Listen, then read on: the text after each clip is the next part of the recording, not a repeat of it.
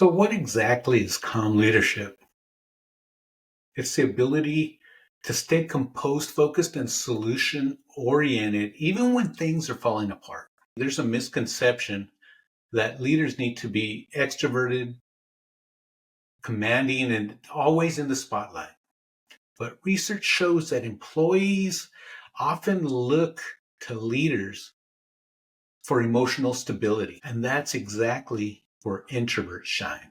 Our natural tendency to process before acting and maintain composure makes us the rock that people just rely on. Here's an example. Think of a storm. While extrovert leaders might charge right into it, introverts are like the lighthouse, standing firm and providing guidance. Our calmness inspires confidence in others. So, what would you rather be?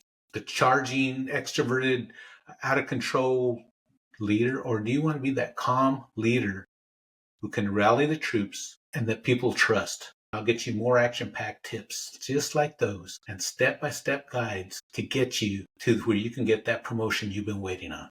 Just because you're an introvert, that doesn't mean you're not a leader. You are a leader. You be you.